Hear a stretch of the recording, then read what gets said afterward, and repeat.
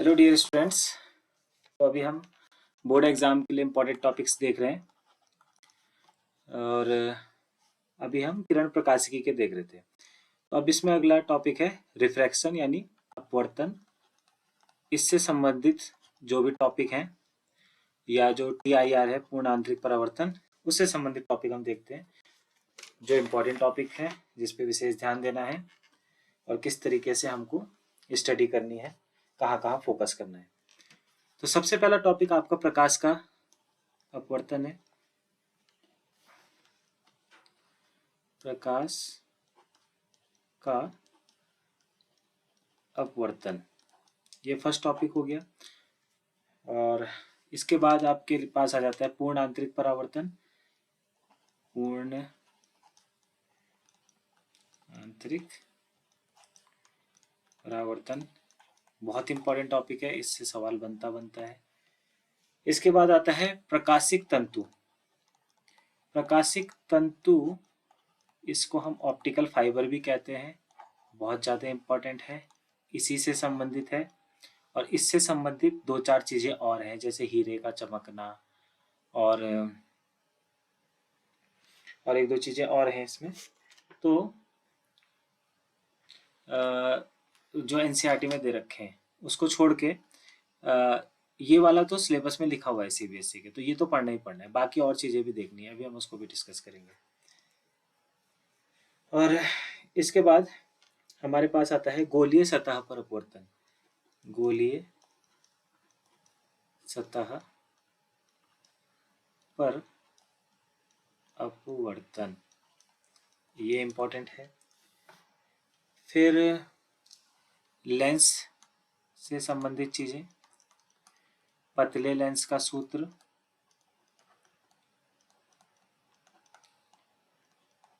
ये बहुत ज़्यादा इम्पोर्टेंट है। और लेंस मेकर सूत्र, इससे भी कोई ना कोई क्वेश्चन बन सकता है, क्योंकि अब सिलेबस कम हो गया है तो इन टॉपिक्स पे ज़्यादा ध्यान देना है जो सिलेबस में है। तो ऐसा नहीं है कि इनमें मतलब ये है कि इनमें से कुछ ना कुछ क्वेश्चन बन जाएगा, ठीक है। कब पहले ऐसा होता था कभी कभार क्वेश्चन ना भी बने, पर इस बार पक्का बनेगा। फिर लेंस की क्षमता,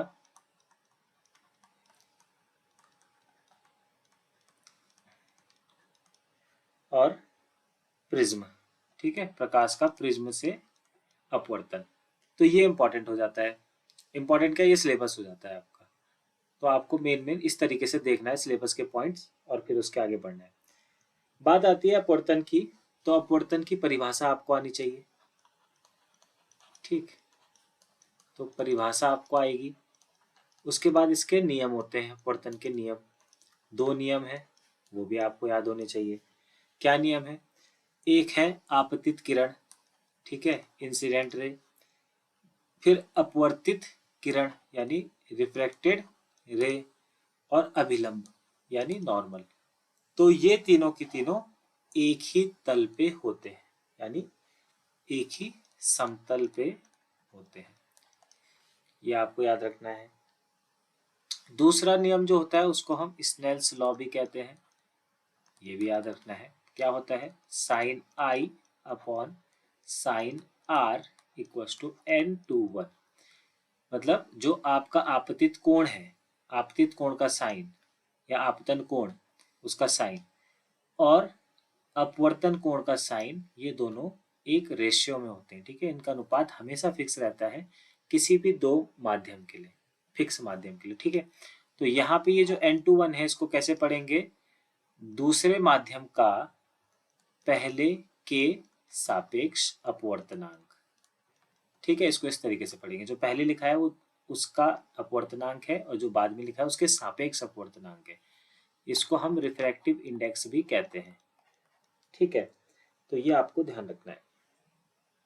इसके बाद एक और इम्पॉर्टेंट चीज है, N/1 अगर ग्रेटर देन है 1 से, ठीक है। N/1 को हम ये भी लिख सकते हैं, N/1 यानी N/1 को हम लिख सकते हैं N2/N1। पहले का देखो, जैसे ये है, इसको हम सापेक्ष अपवर्तनांक कह सकते हैं और इसको हम निरपेक्ष अपवर्तनांक कहेंगे, माध्यमों का। तो ये है माध्यम 2 का अपवर्तनांक, माध्यम 2 का निरपेक्ष अपवर्तनांक, और ये है माध्यम 1 का निरपेक्ष अपवर्तनांक। और जब हम इन दोनों को भाग देंगे तो 2 का 1 के सापेक्ष अपवर्तनांक आएगा, इसको हम सापेक्ष अपवर्तनांक कहेंगे। ठीक है, निरपेक्ष अपवर्तनांक में हमेशा, चलो इसके बारे में हम आगे डिस्कस करेंगे, निरपेक्ष क्या है सापेक्ष क्या है। पहले हम इसको देख लेते हैं। यदि n21 1 से बड़ा है तो हमें, अब ये n21 1 से बड़ा कैसे, यहाँ से पता चलेगा। ठीक है, i बड़ा है कि r बड़ा है। ठीक, तो यहाँ से पता चलता है कि r is less than i। ठीक है, तो इससे ये हमको पता चल जाएगा अभिलंब की ओर मुड़ेगी आप रे। ठीक है, तो जो रे है वो अभिलंब की नॉर्मल की ओर चली जाएगी। ठीक, ये पॉइंट इसलिए बता रहा हूँ क्योंकि एनसीईआरटी में दिया हुआ है, एनसीईआरटी पे फोकस रहना चाहिए थोड़ा सा। फिर n21 अगर क्या है, लेस देन है 1 से, तो इससे क्या पता चलता है कि r is greater than i, मतलब जो आपका अपवर्तन कोण है वो आपतन कोण से छोटा होगा। और इससे ही हमको पता चलेगा कि जो आपकी प्रकाश की किरण है वो अभिलंब से दूर हट गई है। ठीक, ये है। फिर अगर हम n21 की बात करें, n21 जो कि क्या है, रिफ्रैक्टिव इंडेक्स है, अपवर्तनांक है। इसमें एक इम्पॉर्टेंट चीज ये है कि ये तरंग दैर्ध्य पर निर्भर करता है। जो प्रकाश किरण है जो आपतित हो रही है उसकी जो तरंग दैर्ध्य है उस पर ये निर्भर करेगा। ठीक है, और यह आपतन कोण पे निर्भर नहीं करता। ठीक है, किस पे निर्भर नहीं करता, आपतन कोण पर। अब ये माध्यम पे तो निर्भर करेगा, माध्यम पे ही तो ये बन रहा है। ठीक है, तो हमेशा ये क्या होता है, कपल में बनेगा। जैसे मान लो एक तरफ मान लो पानी है और एक तरफ है हवा, तो पानी और हवा के लिए हमेशा ये फिक्स रहने वाला है। ठीक है, इसी तरीके से हवा पानी के लिए उल्टा हो जाएगा। और कांच है और पानी है तो उसके लिए हमेशा फिक्स रहेगा। तो ये माध्यमों के क्या है, कपल्स के लिए बना हुआ है कि किस प्रकार से माध्यम के जोड़े बने हैं। ठीक, फिर एक बात आती है प्रकाशिक घनत्व, क्योंकि ये शब्द आपके एनसीईआरटी में है, एक बार आपको इसको देखना चाहिए। ऑप्टिकल डेंसिटी, अब देखिए इसका जो तात्पर्य है, इसका तात्पर्य है कि कोई भी जो पदार्थ है वो अपने अंदर से कितनी आसानी से लाइट को जाने दे रहा है या रोक रहा है। ठीक है, अब हम ये समझ सकते हैं कि अगर कोई घना पदार्थ है प्रकाश के लिए, है ना, घना पदार्थ, तो सामान्य तो डेंसिटी हो गई। देखिए एक होता है सामान्य डेंसिटी जो मास होता है अपॉन वॉल्यूम। ठीक है, इसका घने होने का मतलब है कि वो पदार्थ में कम वॉल्यूम में ज्यादा द्रव्यमान है। ठीक है, ये अलग है डेंसिटी। और ये वाली डेंसिटी में जो हम घने की बात कर रहे हैं कि ये घना है, तो ये प्रकाश को अपने से जाने से रोकने वाली बात है। ठीक है, कि ये प्रकाश के लिए घना है कि नहीं है, समझ गए। तो वो वाला घनत्व और ऑप्टिकल घनत्व अलग अलग है। और ऑप्टिकल डेंसिटी का मतलब ये निकाली कैसे जाती है, ये निकाली जाती है जिस जिस माध्यम से जिस माध्यम में जा रहा है, एक माध्यम से दूसरे माध्यम में जा रहा है, तो दोनों माध्यमों में प्रकाश की चाल का जो अनुपात होता है, ठीक है, चाल का अनुपात, ये ऑप्टिकल डेंसिटी होती है। ऑप्टिकल डेंसिटी, रिफ्रैक्टिव इंडेक्स, ये दोनों एक दूसरे के प्रोपोर्शनल है। जितनी ज्यादा रिफ्रैक्टिव इंडेक्स है उतना ज्यादा ही ऑप्टिकल डेंसिटी भी होगी, ये ध्यान रखना है। ठीक है, और 12th लेवल पे हम इसको इंटरचेंजेबली भी यूज कर सकते हैं, कोई दिक्कत नहीं होगी। रिफ्रैक्टिव इंडेक्स को ही ऑप्टिकल डेंसिटी माना जा सकता है, ये मैं अपनी तरफ से कह रहा हूँ, पर मान लेना 12th में इतना ज़्यादा इस पर डिटेल में डिस्कस करने की जरूरत नहीं है। फिर जो निरपेक्ष अपवर्तनांक हमने बोला था, निरपेक्ष अपवर्तनांक, तो ये क्या होता है, जैसे मान लो हमने बोला माध्यम 2 का निरपेक्ष अपवर्तनांक, तो माध्यम 2 का उस माध्यम में प्रकाश की चाल और निर्वात में प्रकाश की चाल के रेशियो को हम निरपेक्ष अपवर्तनांक कहेंगे। तो किसी भी माध्यम में हम क्या करें, उसके प्रकाश की चाल और उस माध्यम में जो चाल है उसका रेशियो निकाल लें तो हम कहेंगे कि ये क्या है, उस माध्यम का निरपेक्ष अपवर्तनांक है। और जब हम किसी माध्यम के दो माध्यमों के निरपेक्ष अपवर्तनांकों का अनुपात निकालेंगे तो वो सापेक्ष अपवर्तनांक आ जाएगा। ठीक है, तो ये इंपॉर्टेंट चीज है। फिर इसके बाद आता है उत्क्रमणीयता का सिद्धांत। उत्क्रमणीयता का सिद्धांत, ये भी इंपॉर्टेंट चीज है। इसको हम बोलते हैं प्रिंसिपल ऑफ रिवर्सिबिलिटी। अब क्या चीज है ये, कोई बड़ी चीज नहीं है। देखो पहले हम मैथमेटिकली देख लेते हैं। इसका मतलब है अगर हम n12 को गुणा कर देंगे n21 से तो ये आ जाएगा 1, या फिर हम इसको ये भी कह सकते हैं n21 को हम कर देंगे n21 बराबर हो जाएगा n12 बराबर हो जाएगा n21 के। ठीक है, अब इसको बोलेंगे कैसे, मान लो कि प्रकाश क्या हुआ, एक माध्यम से दूसरे माध्यम में गया। ठीक, मान लो प्रकाश ऐसे गया और ऐसे चला गया। ठीक, अब जब ये इधर को जा रहा था तो इसने ये रास्ता लिया। अब अगर हम इसका पथ का मार्ग ठीक उल्टा कर दें तो भी ये वही रास्ता लेगा। ठीक है, तो हम ये कह सकते हैं यदि हम प्रकाश के मार्ग को उत्क्रमणित कर दें या रिवर्स कर दें, ठीक है, तो तब भी यह समान पथ ही ग्रहण करेगा। ठीक है, उसी पथ से वापस जाएगा। ये उत्क्रमणीयता का सिद्धांत होता है, प्रिंसिपल ऑफ रिवर्सिबिलिटी। और मैथमेटिकली हम इसको ऐसे लिख सकते हैं। और 3 के भी जोड़े मैंने बताए थे कि किस तरीके से हमने बनाए थे। ठीक है, उसको देख लेना। इसके बाद आता है आभासी गहराई। आभासी गहराई, ये सीधे सीधे उसमें तो दिया नहीं है सिलेबस में, पर इसको पढ़ना है क्योंकि पिछले बार भी क्वेश्चन बना था इस पे। तो n21 is equal to, question बना हुआ है इस पे, पहले भी देख लेना। अब क्या है, इसका फॉर्मूला होता है वास्तविक गहराई बटा आभासी गहराई। अब ये है क्या चीज, आभासी गहराई वास्तविक गहराई। मान लो आपने क्या रखा है, किसी लिक्विड में कोई चीज आपने रखी हुई है। ठीक है, मान लो यहाँ पे वास्तविकता में ये थी।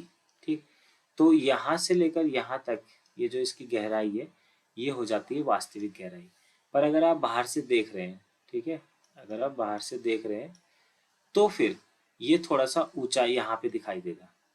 ठीक है, तो ये वाली वास्तविकता में तो ये नीचे है पर ये थोड़ा सा उठा हुआ दिखाई देता है, तो इसको हम बोलते हैं आभासी गहराई। ठीक, और उसके लिए फॉर्मूला क्या है, n21 upon n21 is equal to वास्तविक गहराई बटा आभासी गहराई। इस तरीके से है।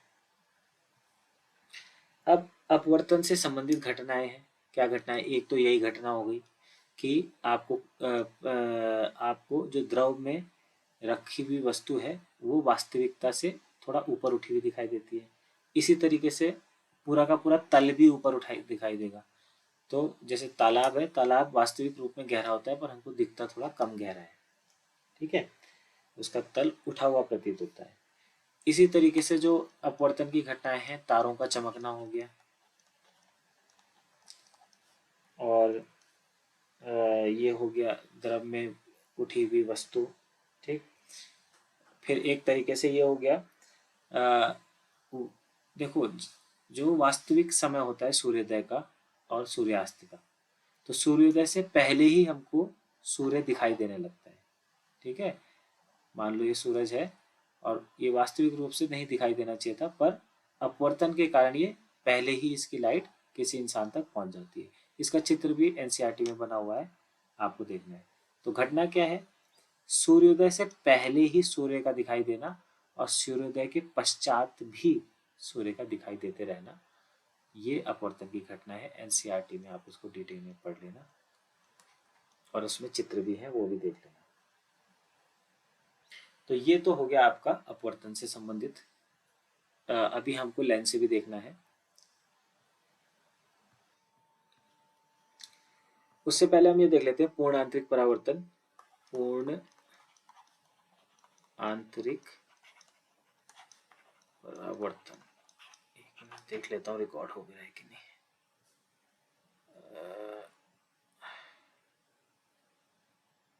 ठीक है, हाँ, तो पूर्ण आंतरिक परावर्तन, इसको हम इंग्लिश में टोटल इंटरनल रिफ्लेक्शन कहते हैं। हाँ, रिफ्लेक्शन कहते हैं, TIR। इसकी पहली कंडीशन तो ये है कि जब भी TIR की घटना होती है, प्रकाश की किरण सघन माध्यम से विरल माध्यम में जाती है। ठीक है, तो आपको ये देखना है, इसकी डेफिनेशन पढ़नी है। होता क्या है ये, जब प्रकाश की किरण सघन माध्यम से विरल माध्यम में जा रही है, जैसे मान लो यहाँ जल है और वायु है, जल से वायु में जा रही है, तो एक कंडीशन में क्या होता है, जब प्रकाश का आपतन कोण क्रांतिक कोण से ज्यादा हो जाता है। ठीक, ध्यान से सुनिए, जब भी प्रकाश की किरण सघन माध्यम से विरल माध्यम में जाती है और प्रकाश का आपतन कोण क्रांतिक कोण से ज्यादा हो जाए, तो प्रकाश की किरण पुनः सघन माध्यम में ही परावर्तित हो जाती है। ठीक है, ये सघन माध्यम में ही परावर्तित हो गई, तो इस घटना को TIR कहते हैं। ठीक है, यानी पूर्णांतिक परावर्तन कहते हैं। तो यहाँ पे एक शब्द आया क्रांतिक कोण। क्रांतिक कोण, ये भी इंपॉर्टेंट है। क्रिटिकल एंगल, क्रिटिकल एंगल क्या है, देखो ये सघन माध्यम था, डेंसर, और ये था रेयरर। ठीक, अब मान लो प्रकाश की किरण इस गई, प्रकाश की किरण गई, तो ये परावर्तित होके ऊपर चली जाएगी। ठीक है, ये चली गई। ठीक है, ये अभिलंब से दूर हटेगी जब डेंसर मीडियम से रेयरर मीडियम में जाएगी। अब जैसे जैसे आप आपतन कोण का मान बढ़ाओगे, ये प्रकाश की किरण नॉर्मल से और ज्यादा दूर खिसक जाएगी। आप ये अभिलंब है ना, इस अभिलंब से दूर जाएगी, तो और बढ़ा दिया हमने, लो और खिसक गई। ठीक, इसी तरीके से एक टाइम ऐसा आता है जब प्रकाश की किरण के लिए अपवर्तन कोण हो जाता है, अपवर्तन कोण हो जाता है 90 डिग्री। ठीक है, तो ये जो इंसिडेंट कोण था, इसके लिए अपवर्तन कोण हो गया 90 अंश का, और प्रकाश की किरण ये सतह सतह में चली गई। तो इस वाले आपतन कोण को हम क्या कहेंगे, क्रांतिक कोण कहेंगे। ठीक है, तो क्रांतिक कोण क्या है, ऐसा आपतन कोण जिसके लिए अपवर्तन कोण 90 डिग्री हो। इसको हम IC या सीधे सीधे C से ही दर्शा देते हैं, तो मैं तो सीधा C से लिख दूंगा। ठीक है, अब पूर्ण आंतरिक परावर्तन क्या है, अब हम क्रांतिक कोण से ज्यादा अगर हम आपतन कोण रखेंगे, तो किरण क्या होगी, अपने ही माध्यम में वापस लौट आएगी। तो ये है क्रांतिक कोण। अब क्रांतिक कोण के लिए हमारे पास क्या फॉर्मूला बनता है, क्रांतिक कोण को हम C से दिखा रहे हैं, तो N12 is equal to sine C। ये फॉर्मूला स्नेल के नियम से ही बना हुआ है क्रांतिक कोण के लिए। ये क्या है, ये है क्रांतिक कोण, क्रिटिकल एंगल। ये हो गया तुम्हारा फॉर्मूला। अब देखो NCERT में कई सारी मटेरियल्स का क्या दे रखा है, क्रांतिक कोण दे रखा है। जैसे जल का दे रखा है 48, अब वैसे 48 भी याद रख लो तो बहुत है, 48.75। इसी तरीके से क्राउन कांच जो है, क्राउन कांच, इसका जो दे रखा है वो है 41.14। फिर सघन फ्लिंट कांच जो है, सघन फ्लिंट कांच, ठीक है, फ्लिंट कांच शॉर्ट में लिख रहा हूँ मैं, NCERT में दे रखा है, देख लेना, 37.31 इतना इसका है क्रांतिक कोण। और हीरे के लिए दे रखा है, डायमंड के लिए दे रखा है 2441। तो ये चार चीजें दे रखी है, याद कर लेना, चार चीजें तो याद कर ही सकते हैं, नहीं भी हो तो कोई बात नहीं। फिर TIR के एग्जाम्पल कई सारे होते हैं, सबसे इंपॉर्टेंट है optical fibre. Optical optical fibre, ठीक है। प्रकाशिक तंतु बहुत इंपॉर्टेंट है, ठीक। इसका एक्सप्लेनेशन पूरा आना चाहिए। उसके बाद आता है, अब आप जैसे सुनते होगे जियो फाइबर, है ना, गीगा फाइबर आजकल लग रहा है, वाईफाई जो लग रहा है, ठीक है। तो उसमें वो जो तार लगाते हैं उसके अंदर कांच के तार होते हैं, ठीक है। ऐसा नहीं होता कि जो ये ऑप्टिकल फाइबर जो बिस्ता है, सब सुनते भी होगे आप, तो उसमें क्या होता है, उसमें ऐसे लोहे के तांबे के ऐसे तार नहीं होते, उसके अंदर कांच होता है। और जो कांच का तार होता है उस कांच के अंदर से लाइट क्या होती है, सिग्नल के रूप में जाती है, ठीक है। तो वो लाइट के ही सिग्नल होते हैं। तो क्योंकि लाइट की स्पीड काफ़ी तेज है, तो इसलिए लाइट की स्पीड तो सबसे तेज है ना, तो इसलिए जो आपके पास सिग्नल पहुंच रहा है बहुत तेजी से पहुंच रहा है। तो ऑप्टिकल फाइबर को आपने ढंग से पढ़ना है। फिर एक चीज होती है मरीचिका, मिराज, इसको देखना है। हीरे का चमकना, और प्रिज्म में भी TIR होता है, इसको भी देखना है, पर सबसे इंपॉर्टेंट ये है। फिर इसके बाद आता है गोलीय सतह से अपवर्तन। किसी गोलीय सतह से अपवर्तन। अब अगर कुछ ना हो पाए तो फॉर्मूला याद रख लेना है, नहीं तो डेरिवेशन भी आना चाहिए। अब मान लो तुम्हारे पास क्या है, ये गोलीय सतह है, एक साइड जिधर से लाइट आ रही है उसको हमने N1 माध्यम माना है, जिस तरफ लाइट गई है उसे हमने N2 माध्यम माना है। ये O हो गया, ये I हो गया, इमेज बन रही है, ये हो गया U और ये हो गया V, ठीक है। ये सब हम पहले जानते हैं UV क्या होता है, इसलिए डिटेल में नहीं बता रहा हूँ। तो ये N1 और N2 माध्यम है। तो इसके लिए क्या सूत्र आता है गोलीय सतह के लिए, ये आता है N2 अपॉन, अब जिस साइड जो है उस वही लिखना है, तो N2 upon V minus N1 upon U, N1 upon U बराबर N2 minus N1 upon R। R इसमें वक्रता त्रिज्या है। तो ये फॉर्मूला याद हो जाए तो कई सारे क्वेश्चंस हो जाएं, ठीक है। और अगर ये याद है पहले से ही तो इसका हमने डेरिवेशन भी सीखना है। इसके बाद आता है लेंस, ठीक।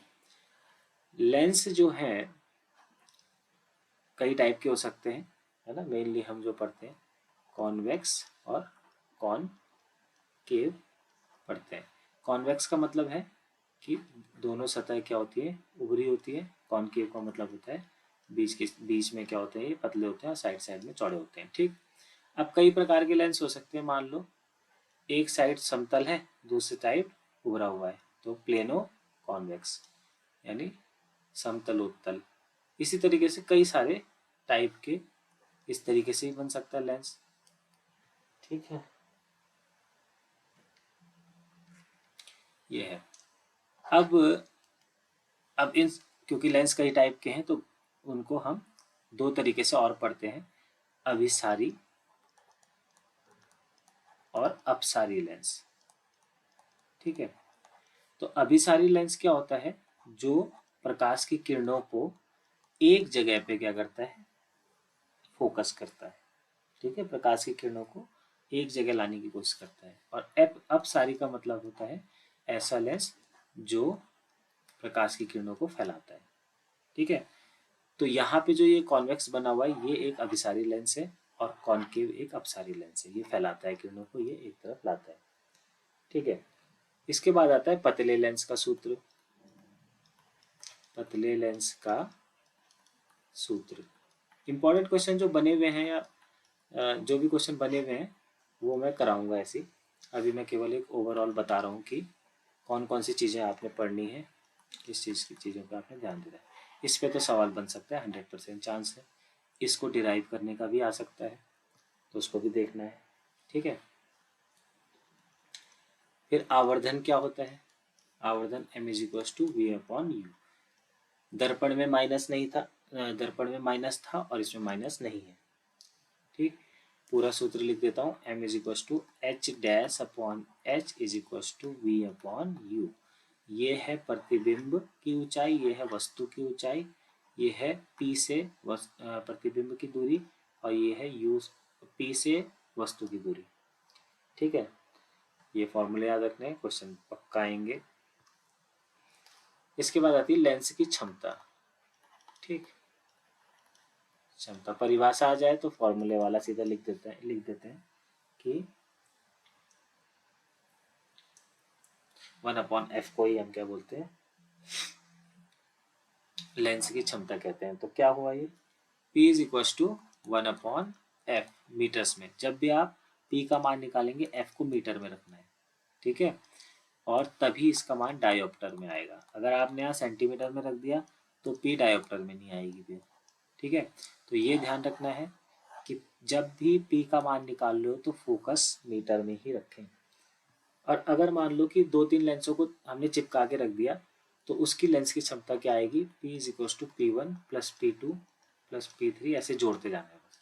ठीक है, तो कॉम्बिनेशन वाले लेंस जब बनेंगे तो सीधे सीधे हमको इसकी क्षमताओं को जोड़ देना है। और अगर फोकस दूरी की बात आए, जो संपर्क में रखे हुए लेंस है, तो उनकी फोकस दूरी निकालने के लिए 1 करके जोड़ना है। ठीक है, 1/f1। मान लो एक लेंस है, इसकी फोकस दूरी f1 है, दूसरा लेंस है उसकी फोकस दूरी f2 है, तीसरा लेंस है उसकी फोकस दूरी f3 है। तीनों संपर्क में रखे हैं तो सीधे सीधे इनकी फोकस दूरी 1 करके जोड़ते जाना है। और इसी तरीके से इनकी क्षमताएं भी जोड़ सकते हैं। इसके बाद आता है लेंस मेकर सूत्र।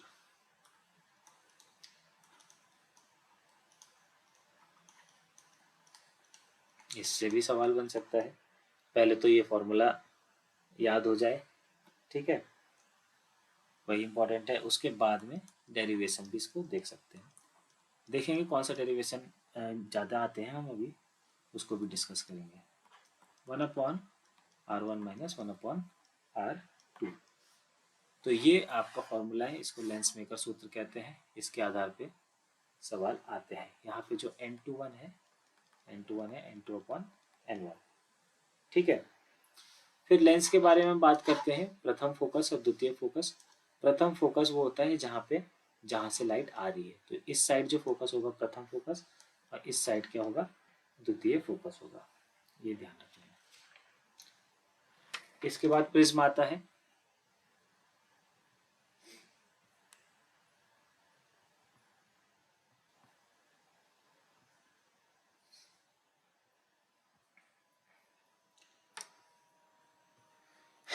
तो प्रिज्म में क्या क्या इंपॉर्टेंट है, प्रिज्म में देखो, पहले तो प्रिज्म का चित्र कुछ एक ही तरीके से बनता है हमेशा, वो ये चित्र है। जो ये सबसे ऊपर वाला एंगल होता है उसको हम प्रिज्म कोण कहते हैं। ठीक है, ये हो गया बी, ये हो गया सी। फिर ये आपका बन गया, ये आपतित किरण हो गई, ये अंदर जो अपवर्तन के बाद जा रही है, और ये निर्गत हो गई। ठीक है, ये निर्गत किरण है, ये आपतित किरण है। इसके बाद हम क्या करेंगे, यहाँ पे दोनों तरफ जहाँ पे भी ये दोनों बिंदु हैं, दोनों तरफ हमने क्या खींच दिया, अभिलंब खींच दिया। ठीक है, अब देखिए अभिलंब से ये वाला जो कोण है, ठीक है, ये हो गया इंसिडेंट कोण और ये हो गया निर्गत कोण। अब देखिए इस रे ने जाना चाहिए था सीधा। ठीक है, तो ये आपतन वाली किरण होनी चाहिए थी, और निर्गत वाली कोण क्या से लगेगी, आती हुई यहाँ से। तो ये वाला जो कोण हो गया, ये हो गया डेविएशन कोण यानी विचलन कोण। ठीक, अब हम इसको, अगर मैं इसको R1 कहूँ और इसको R2 कहूँ, ठीक है, और इसको n कह दूँ, तो हमारे पास कई रिलेशन बन जाते हैं। मैं सीधा रिलेशन ही लिख रहा हूँ, del is equal to I minus R1 plus E minus R2। क्यों, क्योंकि ये वाला कोण है I माइनस R1 और ये वाला कोण है E माइनस R2। तो हम बहिष्कोण प्रमेय से कह सकते हैं कि डेल का मान इसके और इसके जोड़ के बराबर होगा।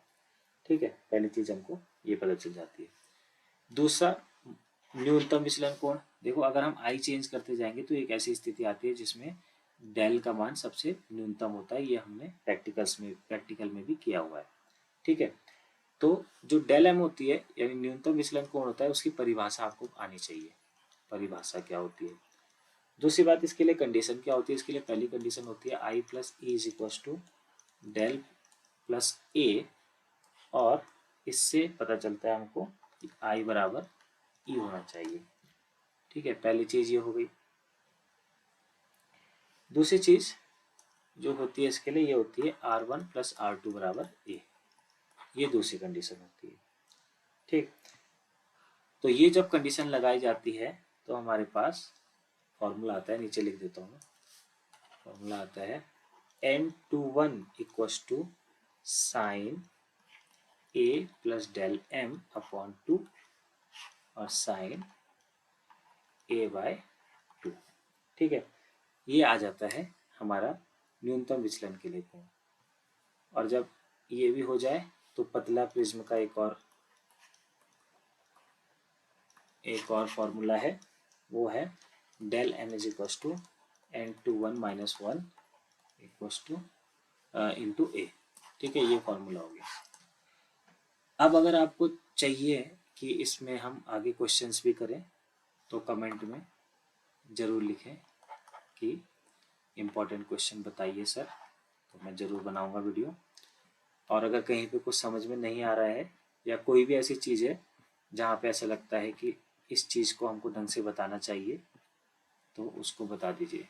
ठीक है, कमेंट में लिख कर। तो अगर आप चाहते हैं कि इम्पोर्टेंट क्वेश्चन के वीडियो फटाफट बनाए जाएँ तो कमेंट करो।